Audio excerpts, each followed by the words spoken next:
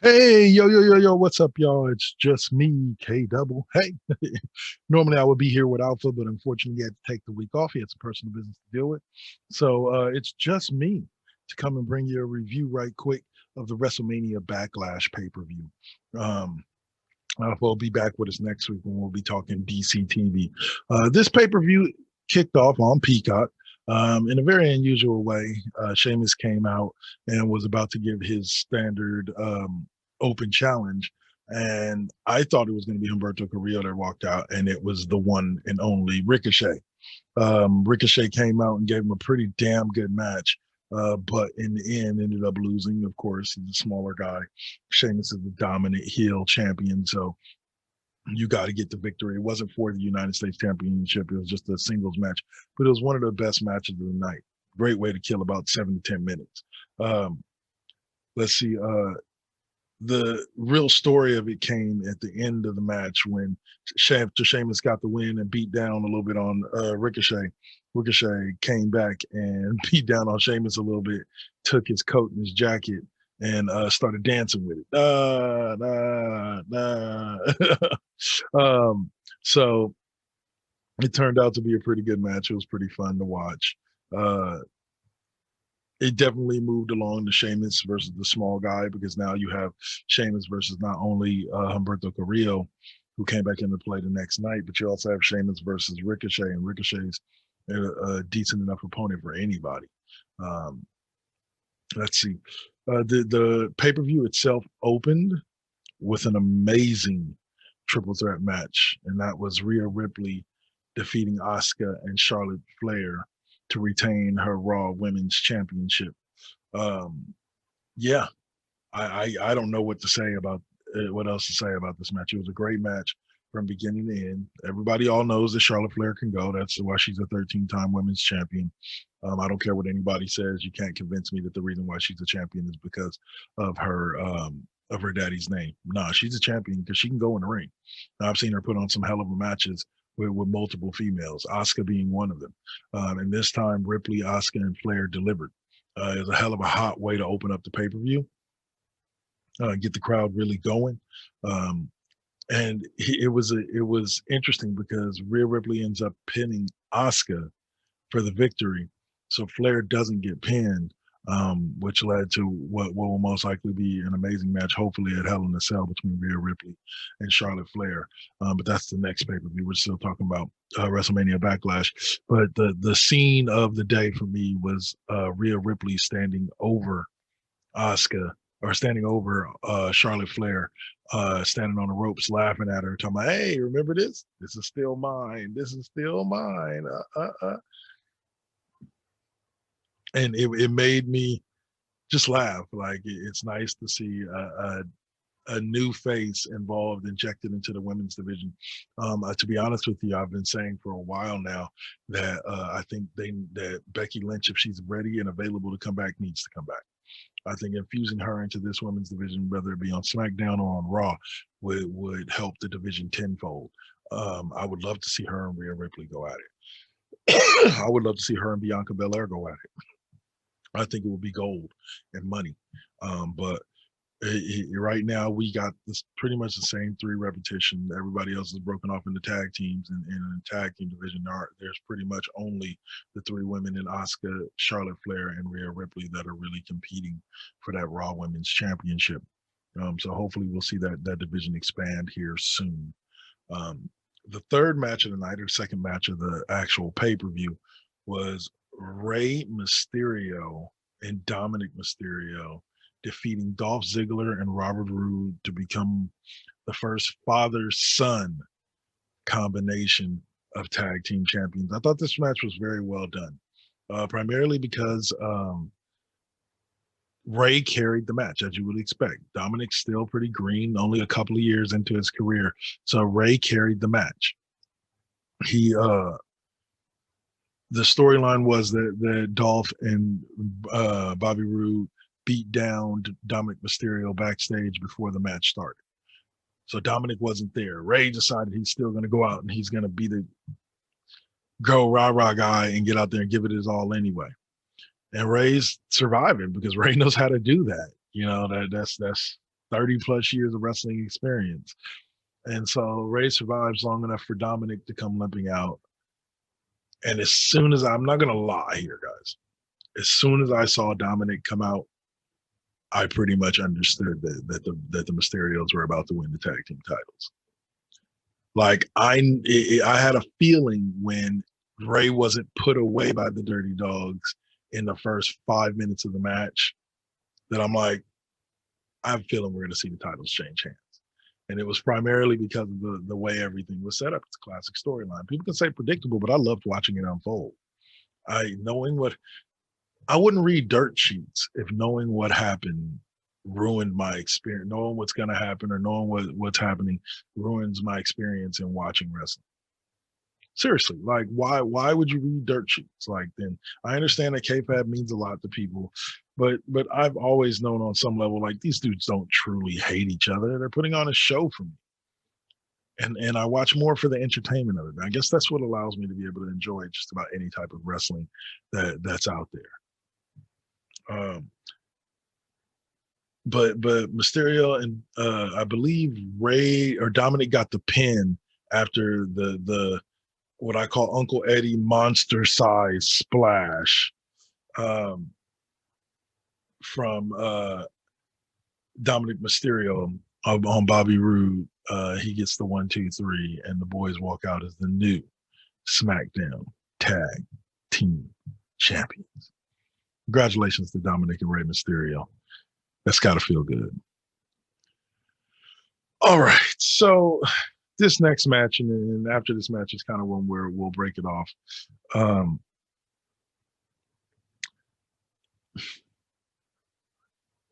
Bravo to all parties involved in this match. They all played with the gimmick very good. They definitely played it up, and unfortunately, one of the wrestlers involved in this match, being The Miz, actually got hurt and is due to be out for 6 to 8 months because of it.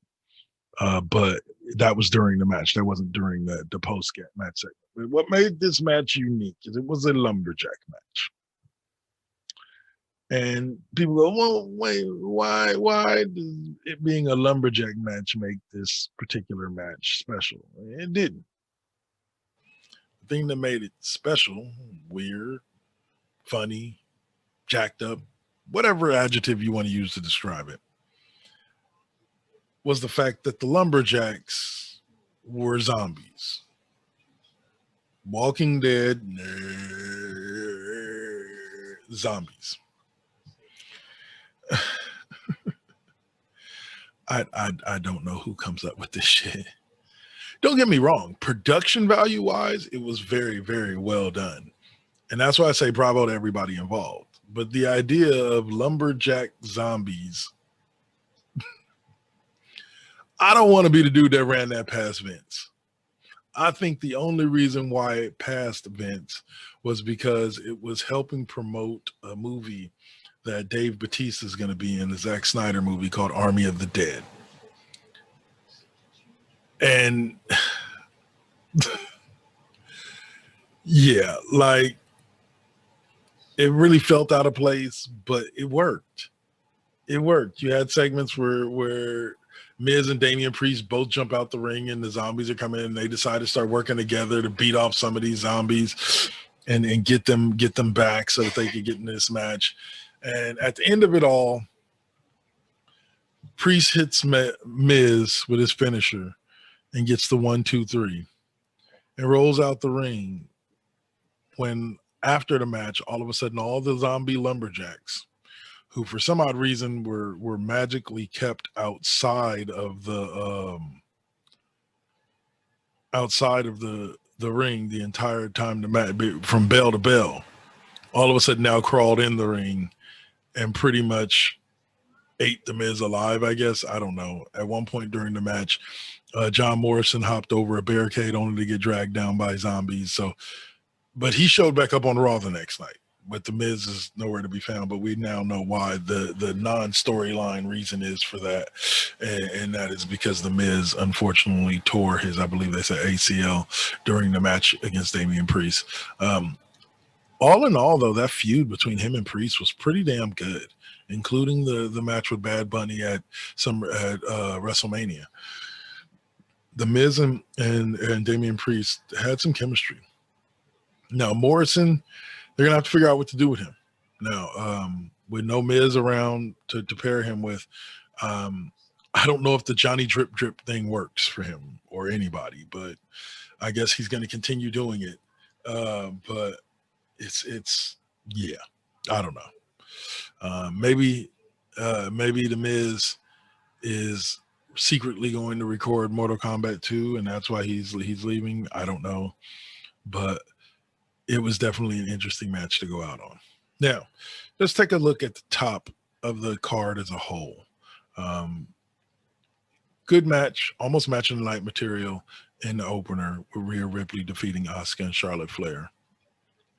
You had the heartfelt moment with Rey Mysterio and Dominic Mysterio winning the tag team titles off the Dirty Dawgs. And then you gave us Zombieland wrestling style with the Damian Priest, Miz and Morrison match. The second half gave us 3 consecutive championship matches that the final 3 of the 7 championship matches that I completely and utterly enjoyed. But we're going to get to that on the second half of the show. You are listening, or if you're on YouTube, you're watching this week's edition of the Cheap Pop Podcast right here on the Voices Presents Radio Network. Hopefully we'll be back with my brother from another mother, the one and only Alpha, next week to talk some DC Comics, but I'll talk a little bit more about that towards the end of the show. For right now, we're going to go into this Four Aces Presents commercial or this commercial break on the radio side, and I'll talk to y'all in a few. All right? Peace.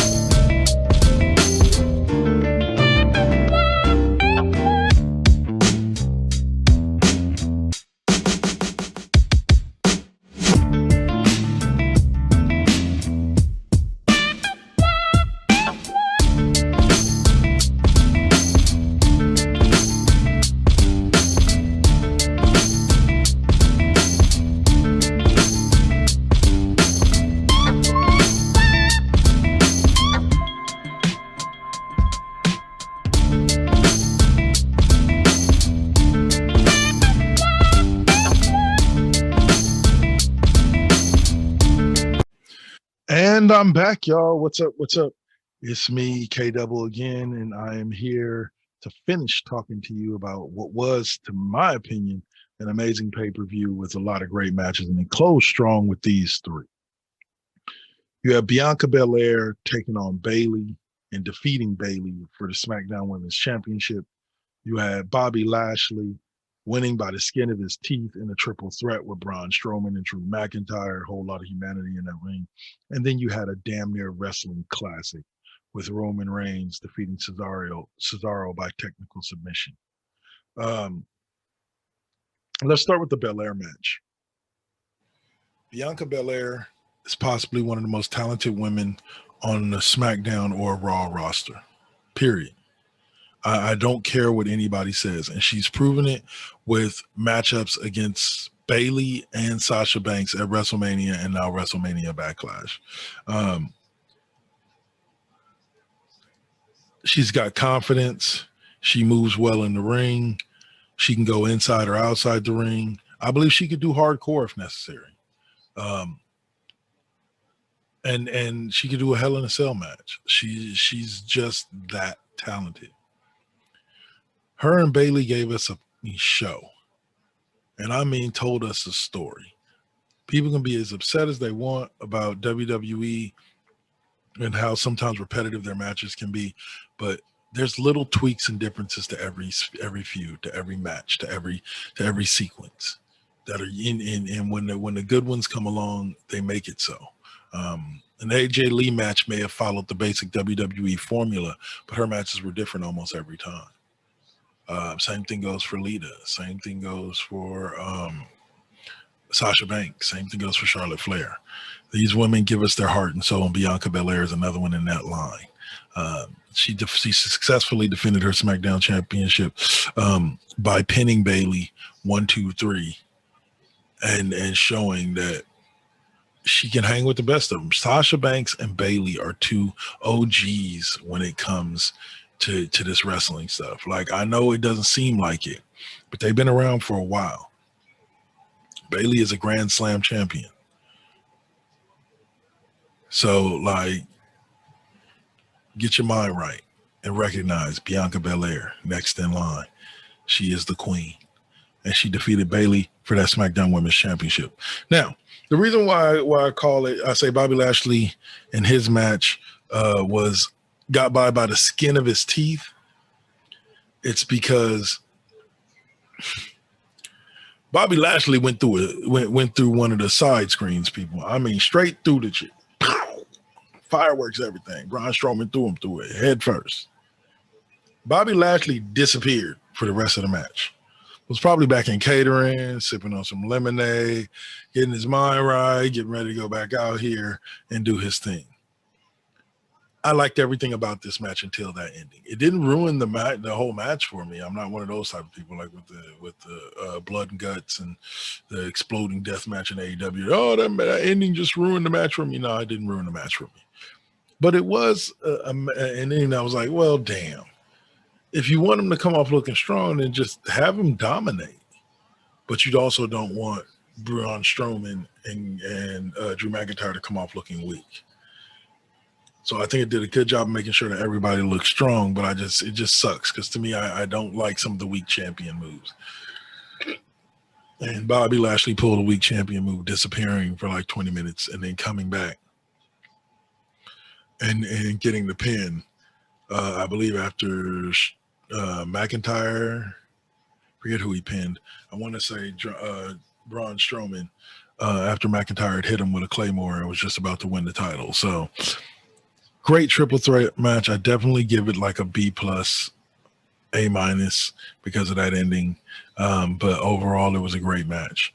Triple threat match with 3 big guys that can go like that. Whew. Give it to me. Give it to me. All right. Last but not least, you had the one and only Roman Reigns, the head of the table, retained his WWE Universal Championship over Cesaro in what was technically just one. I believe the man only used 1 spear and 1 Superman punch. And the rest was just all technical wrestling. This is why I don't understand how anybody could say that somebody that comes from that wrestling family, the Anoys, cannot wrestle. Roman Reigns can get in there and go with the best of them. And so hate him or love him, that was an amazing match I definitely think it won hands down for match of the night. To me, it could be up there with a match of the year candidate just because of the story that was told and how well it was told by both Roman Reigns and Cesaro. I want to say, but let's talk about the card as a whole. I enjoyed it. Like I said, I give the card as a whole B plus. There were some matches that, like I said, that zombie match, I was okay with it, but now I'm looking forward to see where they're potentially going with all of this. Bobby Lashley was beaten by Kofi Kingston, and now we've got a matchup coming up next week between Kofi Kingston and Drew McIntyre to see who's going to face Bobby Lashley at Hell in a Cell. I think it might be Kofi Kingston. I think somebody may get involved, and Drew may end up losing, and it may end up being Kofi Kingston. We also saw on Raw that Charlotte Flair got her, or this week on Raw, that Charlotte Flair finally earned her opportunity to earned her opportunity to get Rhea Ripley one-on-one at Hell in a Cell. And yeah, I can't wait. I think Auska's going to end up being involved in that match in some way, but we'll see how all that boils out. We got a few more weeks before that card is going to be finalized. Lastly, before I sign off here, I do want to touch on Velveteen Dream, otherwise known as Patrick Clark, recently released from WWE in their most recent round of releases. Came out and kind of told his story about what happened last year with the allegations against him and what he was accused of and how he was misrepresented.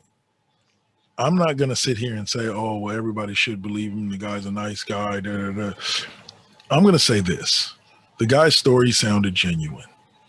And the fact that he immediately got in touch with WWE, social media people, etc., and WWE did their own investigation and found nothing, tells me, yeah, I can definitely say I agree with anybody who says that, yeah, lack of evidence does not prove innocence nor guilt. Okay. But I'm just leaning on the fact that WWE is a multi-billion-dollar company and wouldn't risk losing the image, the corporate image that they've built over letting a guy stay who they knew actually did something. This isn't the 90s. This isn't the 80s where WWE needs these top guys to be on top. And it's not like Velveteen Dream was a top guy. He was a top guy in NXT, the developmental brand. So it's not like this guy was bringing in hundreds of millions of dollars or millions of dollars and packing seats in arenas. And so I'm not saying anything against Patrick Clark. I believe him that he is completely innocent of all these things he's being accused of. I believe the story that he told in his Instagram story. But I also have to say, like, people, let's not act like this was Randy Orton that got caught doing some shit and they released him. Like, no, this was Velveteen Dream, a guy that was definitely headed to good places within the WWE and was working his way up to the main roster, but he wasn't quite there yet. So let's remember that when we're telling his story and talking about him. And I will say this. If the man is a predator, eventually he'll get caught. If he isn't, then leave the man alone. Accusations do not make truths. And sometimes a person's life can be ruined with false accusations. And I hate to see that happen, ever.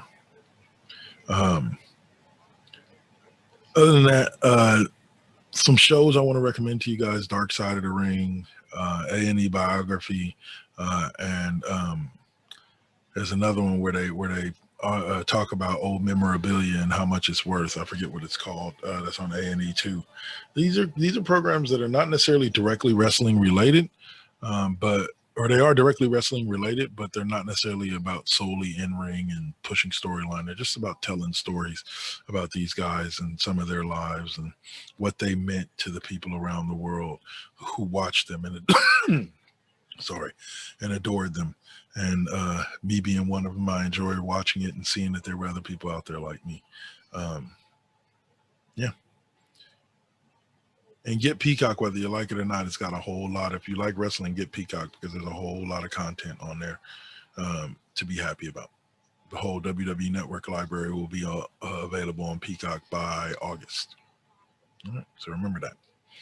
All right, so let me go ahead and wrap this up. Next week, we will be, or next episode, we will be, Alpha should be back, and we'll be talking DC TV. So Flash, Black Lightning finale, I want to say upcoming possible Stargirl, Teen Titans 3. It'll be all DC episode. So be sure to tune in for that. Coming up next in a couple of days will be KD5P, where I'll be spinning some tracks from 1982. So I hope you enjoyed that. And then, like I said, West Coast Bias should be on this Sunday. So thanks for listening in to me talk to you a little bit about WWE Backlash and give you some of my thoughts on some of the hottest topics in wrestling today. And we'll get back to talking to AEW and all that in a couple of weeks. Y'all have a good day, and I'll catch y'all on the flip side. Peace.